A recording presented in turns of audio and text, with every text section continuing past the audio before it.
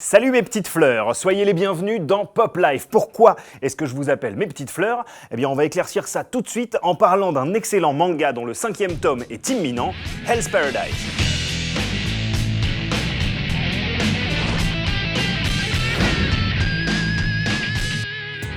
Hell's Paradise, Jigoku Raku en VO, est un shonen. Le shonen, en général, c'est une lecture pour ados dépeignant l'évolution, la quête d'un personnage principal entouré d'une galerie de second rôle. Ici, il s'agit plutôt d'un duo principal. Gabimaru, un jeune shinobi taciturne et nonchalant, et son bourreau, l'impassible et mystérieuse Sagiri. Le premier est condamné à mort mais visiblement increvable. La seconde va lui proposer d'être gracié s'il décide de partir avec elle à la recherche de l'élixir d'immortalité sur une île de prime abord paradisiaque, mais dont les visiteurs reviennent morts et changés en hommes-fleurs.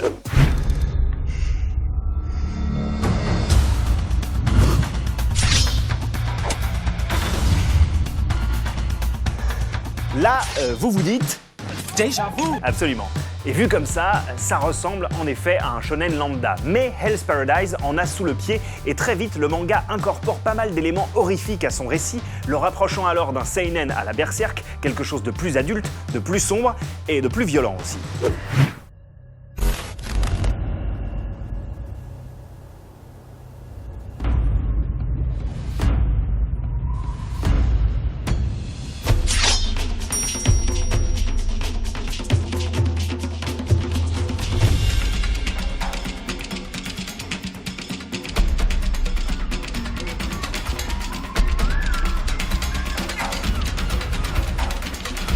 À partir du moment où nos deux personnages principaux débarquent sur l'île de Sukhavati, le ton change. Les héros, ainsi que le reste du casting, se trouvent confrontés à une menace malsaine, impalpable et, on peut le dire, assez effrayante. Cette maladie qui fait pousser des fleurs sur le corps des gens, c'est directement le gros malaise.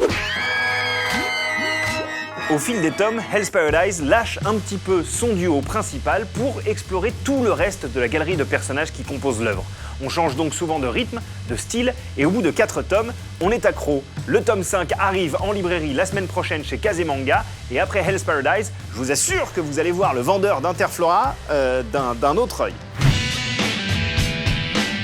Aujourd'hui, dans le Rewind de Pop Life, on revient dans les années 80 quand les lecteurs du magazine Shonen Jump ont décidé de l'avenir de Dragon Ball à la place de son créateur. These allegations are false. Eh ben, pas vraiment, mon Bilou. Si en effet les lecteurs n'ont pas mis le couteau sous la gorge d'Akira Toriyama, ses éditeurs s'en sont chargés pour eux. Mais comme d'hab, un peu de contexte. I believe context is everything. Eh bah, ça tombe bien, on pense pareil, mon pote. Donc, Shonen Jump est une vénérable publication de plus de 50 ans. Chaque lundi, on y trouve des centaines de pages de manga édités en épisodes. Des succès historiques qui ont débuté comme Dragon Ball, One Piece, Naruto ou plus récemment My Hero Academia. Afin de rester à l'écoute de son lectorat, le magazine permet de donner son avis sur les publications, de les classer et de faire savoir comment ils aimeraient voir évoluer les récits. It's very convenient. Very convenient. Bref, Toriyama, si ça ne tenait qu'à lui, ferait de Dragon Ball un pur récit d'aventure avec Goku et Bulma crapahutant à la recherche des 7 boules de cristal.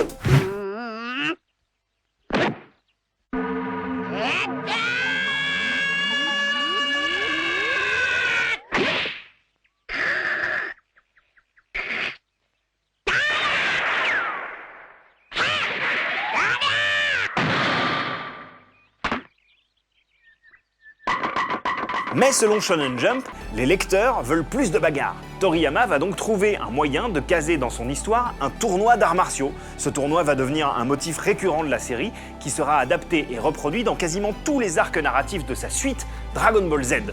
Comme quoi au Japon, le client est roi.